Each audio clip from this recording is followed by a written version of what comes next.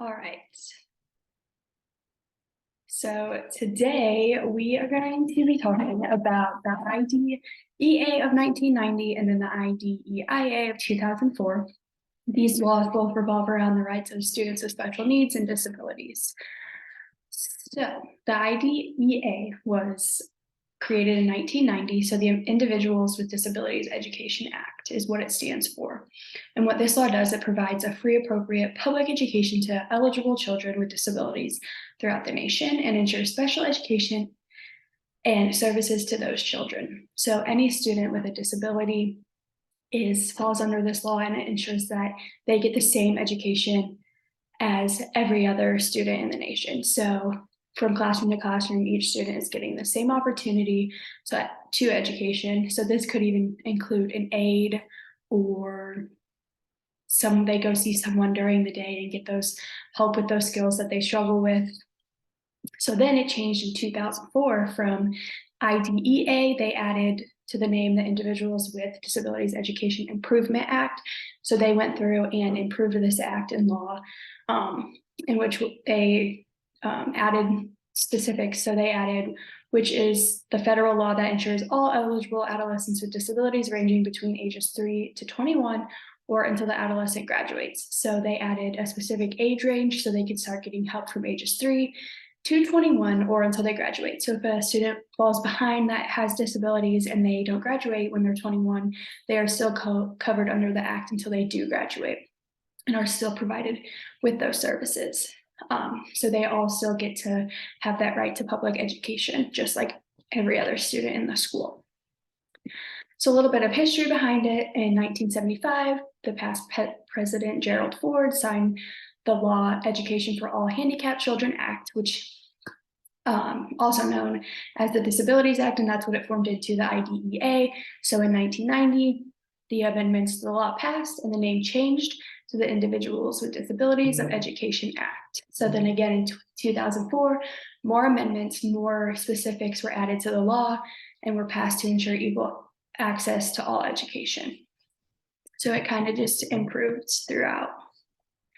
And then some state guidelines. So for IDEA and IDEIA is a law in place that serves all 50 states in the United States. So every student in the nation is covered under this law.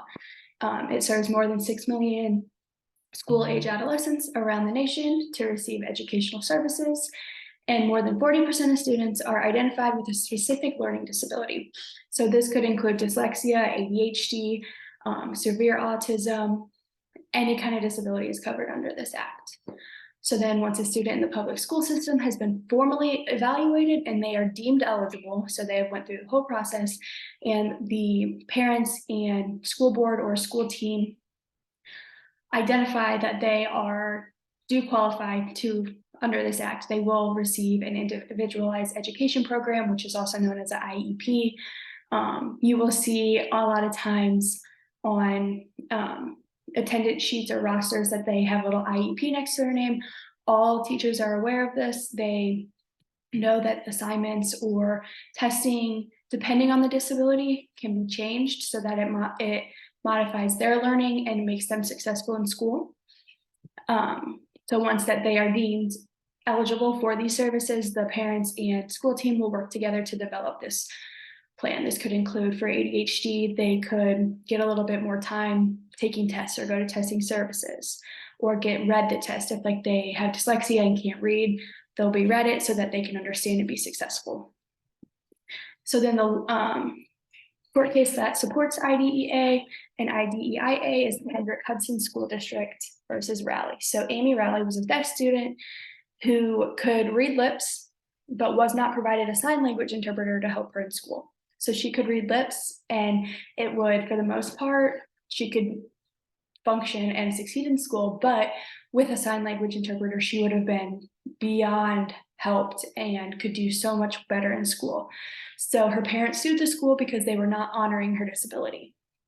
They did not provide her with that interpreter. So then the court ruled in Raleigh's favor due to her not being successful as she could be. So that kind of started where, yes, she could do school, by reading lips, but she was way more successful and did way better in school and got that same equal education when she got that interpreter.